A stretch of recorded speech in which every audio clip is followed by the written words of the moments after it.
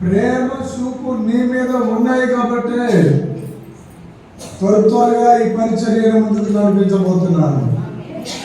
హల్లెలూయా. ఎప్పుడైనా అన్నారా ఇలాగా నీ దేవుడు ఏమయ్యాడమ్మా? నీకు ఇంత కష్టం వచ్చినప్పుడు నీ దేవుడు ఏమయ్యాడు? నువ్వు ఇలాంటి స్థితి గుండా వెళ్తున్నప్పుడు నీ దేవుడు ఏమైపోయాడు? చూస్తూ ఉన్నాడా? మౌనంగా ఉన్నాడా? నీ శత్రువులు అంటున్నారు, నీకు కీడు వచ్చినప్పుడు, నీకు బాధ కలిగినప్పుడు ఏమంటున్నారంటే అసలు వాళ్ళ దేవుడు ఏమయ్యాడు? వాళ్ళ దేవుడు చాలా పెద్ద ప్రార్థన, విశ్వాసము, చాలా నమ్మకంగా ఉంటుంది కదా, పాటలు పాడుతుంది, ఎంతో విశ్వాసంతో ఉంటుంది. కానీ ఎందుకు ఎప్పుడు ఒకే జీవితం, ఒకే లైఫ్లో ఉంది, కొంచెం కూడా మార్పు రాకుండా ఉంది అని చుట్టూ ఉన్నవారు, పైగా నీ శత్రువులు నీ దేవుడు ఏమయ్యాడు అని నిన్నంటాం కాదు, దావీదునే అన్నారంట. హల్లెలూయా. కోరహు కుమారులు అన్నారంట. కోరహు కుమారుల్ని చాలా వాళ్ళు కూడా దైవభక్తి, తల్లి చెప్పిన బోధలో ఎదిగారు, తల్లి యొక్క అడుగు జాడల్లో ఎదిగారు. వారు వెతికి ఫలించి సమృద్ధిగా అనుభవించారు దేవుడి యొక్క కృపను. దేవుడి కృపను అనుభవించిన కోరహు కుమారులు అంటారు, నీ దేవుడు ఏమయ్యాడయ్యా అని నా శత్రువులు దినమెల్లా అడుగుచున్నారు. వారు తమ దూషణల చేత నా ఎముకలు విరుచుచున్నారు. చూడండి ఎంత వేదన. హల్లెలూయా. హల్లెలూయా. గట్టిగా హల్లెలూయా చెప్పండి. ఇంకొంచెం గట్టిగా హల్లెలూయా. సరిపోలేదు. Very good. దేవుని స్తోత్రం కలిగినాడు. ఈరోజు మూడే ఆశీర్వాదాలు మీ మధ్యలో రిలీజ్ చేసి నేను త్వరగా వెళ్ళాలి, మీకు ప్రార్థన చేసి వెళ్తాను. హల్లెలూయా. ఎక్కడ డౌట్ పడాల్సిన పని లేదు. ఇక్కడ కీర్తనకారుడు ఎలా మాట్లాడుతుండే,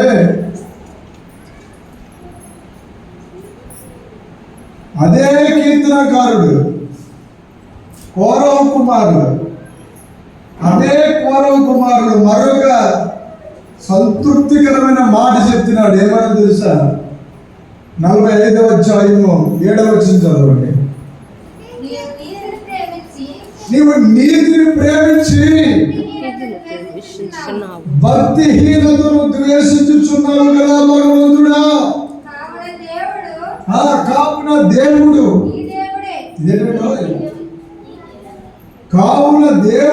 నీ దేవుడే. చెలికాండ్రు అంటే అర్థం ఏంటి చెప్పండి అమ్మా? స్నేహితుడు. ఏంటమ్మా? నీ స్నేహితుల కంటే హెచ్చుగా, అంటే స్నేహితులు తప్ప ఎవరికి మనం ఏ విషయాలు చెప్పుకోము. అవునే కదా చెప్పండి. హల్లెలూయా. స్నేహితులకు మాత్రమే చెప్పుకుంటాం. కానీ స్నేహితుల కంటే మరొకరు ఎవరైనా ఉన్నారంటే దేవుడు ఒక్కడే. దేవుడు తప్ప మరొక విధానం మనకు లేదు. హల్లెలూయా. హల్లెలూయా చెప్పండి. గర్వకాలంలో చెప్పండి. హల్లెలూయా. ఈ లోకంలో ఎన్నో పనులు ఉంటాయి, ఎన్నో అవసరాలు ఉంటాయి. వాటన్నిటిని వదులుకుని దేవుని సముఖమునకు వచ్చి దేవుని సన్నిధిలో నిలబడి ఉంటే నిన్ను చెల్లికాండ్రి కంటే హెచ్చుగా నిన్ను హెచ్చిస్తాడు దేవుడు. గట్టిగా చెప్పండి. కొత్త నిబంధన గ్రంథంలో పరిశుద్ధాత్మ దేవుడు ఆనందము, పరిశుద్ధాత్మ యందలి ఆనందమై ఉన్నారు. హల్లెలూయా. ఆనందం రావాలి. హల్లెలూయా. సంతోషం కలగాలి. అంటే మనకి ఏదో ఒకటి రావాలి, ఏదో ఒక బహుమానం. అమ్మాయి ఏదో ఒక బహుమానం రావాలి. రాకుండా మనం ఏమి చూడలేము. నీకు ఏదైనా కొత్తగా వస్తేనే నీకు నవ్వు పుడుతుంది. నీకు ఏదైనా ఒక పెద్ద బహుమతి కానీ, జాబ్ కానీ, లేకపోతే ఒక మహోత్సవం కానీ, మీ ఇంటిని మొదటిలో అందరికంటే నిన్ను హెచ్చుగా నిలబెడితే, నిన్ను అభివృద్ధి పరిచి, నీకు ముందుగా వచ్చే ప్రాబ్లం, నీకు ముందుగా వచ్చే సమస్యను, హల్లెలూయా, నీకు ముందుగా వచ్చే ఏ కీడైనా, ఏ సమస్య అయినా, ఏ ప్రాబ్లం అయినా, దానికంటే ముందు నీకు సమృద్ధి ఇచ్చి నడిపించబోతున్నాడన్నమాట. హల్లెలూయా, హల్లెలూయా. నిజమే, యేసేపు అన్నలు యేసేపుని మోసం చేశారు. కానీ ఆ మోసపోయిన యేసేపు అని అనుకోకండి. యేసేపు లోబడుతూ వచ్చాడు. యేసేపులో ఉన్న క్యారెక్టర్ అంటే లోబడడం. దేవుడికి స్తోత్రం. గోతులో పడైతే గోతులో పడిపోయాడు. తర్వాత ఎందుకు వచ్చిన గోతులో పడాడు. ఎవరికైనా అమ్మేస్తే డబ్బులు వస్తాయని వాళ్ళకి దాసిగా ఒక పనివాడిగా వెళ్ళిపోవడం కూడా జరిగింది. హల్లెలూయా చెప్పండి. తర్వాత ఐగుప్తు ప్రాంతానికి అమ్ముడుకోవడం జరిగింది. అక్కడికి వెళ్ళిపోయాడు. ఎవరిని ఎదిరించలేదు, లోపడుతూనే వెళ్ళాడు. మీకు కూడా చెప్పేది అదే. రాజు దగ్గర కూడా లోపడ్డాడు. రాజు గారి దగ్గర కూడా శిక్ష అనుభవించవలసి వచ్చింది. హల్లెలూయా. తర్వాత మళ్ళీ జైలుకి వెళ్ళాడు. జైలును కూడా అనుభవించాడు. భక్తుడు ఏం చేశాడండి? జైలును. ఈ రోజుల్లో చాలా మందికి జైలుగా ఉంది. మొత్తం చుట్టూ ఎక్కడ ద్వారాలు ఓపెన్ అవ్వలేదు. హల్లెలూయా. అలాగే బాగా వేదనతో కలిగిపోతూ చాలా మంది ఉన్నారు. కానీ పరిశుద్ధాత్మ దేవుడు విడుదలైపోతున్నాడు. చప్పట్లు కొడుతూ హల్లెలూయా, హల్లెలూయా. దూషణల మాటల చేత ఎందుకు వచ్చింది దేవుడు? ఏం దేవుడు నీకు ఏం జరుగుతుందని వెళ్తున్నావు, ఏం జరుగుతుందని నమ్ముకుంటున్నావు అని ప్రగల్భాలు పలుకుతున్నాడు శత్రువు చాలా సంతోషంగా ఉన్నాడు అని అనుకుంటున్నావు నీవు. శత్రువు చాలా ఆనందంగా ఉన్నాడు అని అనుకుంటున్నారు మీరు. వాస్తవానికి లేఖనం ఏం సాధించిందంటే శత్రువులు కాదు, సాక్షాత్తు దేవుడే నీకు ఆనందకరమైపోతున్నాడు. హల్లెలూయా, హల్లెలూయా. ఆనందం ఆనందం ఆనందం ఆనందం ఆనందం ఆనందమే. సంతోషము సంతోషము సంతోషమే. ఆనందం ఆనందం ఆనందం ఆనందం ఆనందం ఆనందమే. సంతోషం సంతోషం సంతోషమే.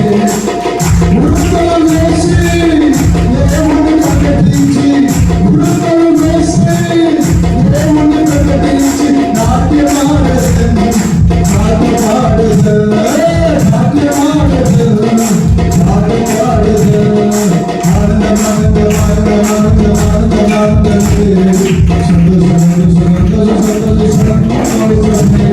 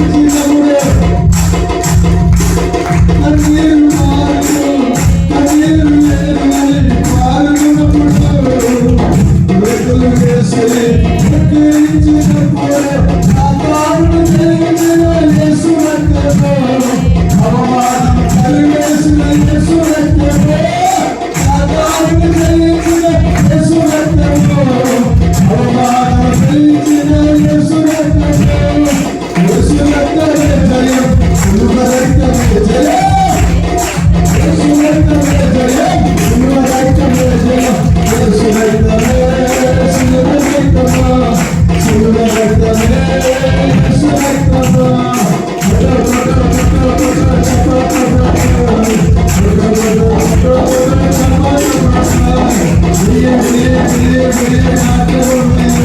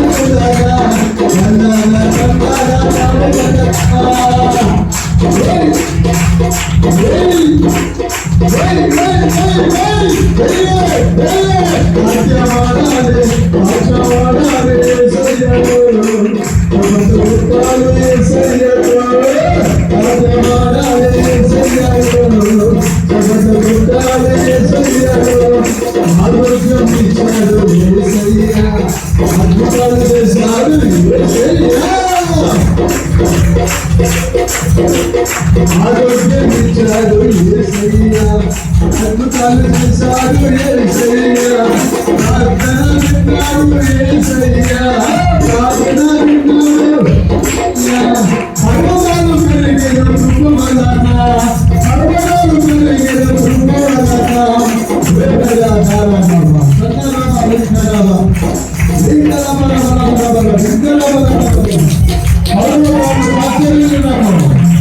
నెక్కలు సత్యమైన పర్వతాలు కలిగిపోయిన నా కృప ఇది విడిచిపోదు, విడిచిపోదు. యేసు క్రీస్తు బలమైన అభిషేకం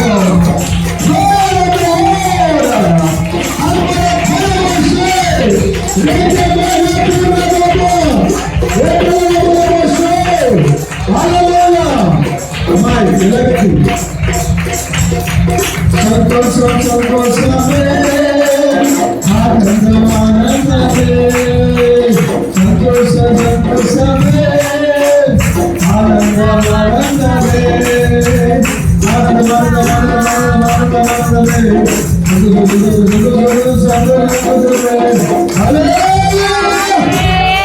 అద్భుతాలు చూసే కాలం ఇది, మహిమను చూసే కాలం. నెక్స్ట్ పాయింట్,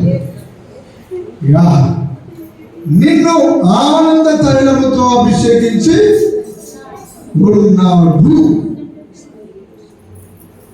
ఆనంద తైలము అనేది పాత నిబంధనలో ఎక్కడ కనబడుతుంది? 45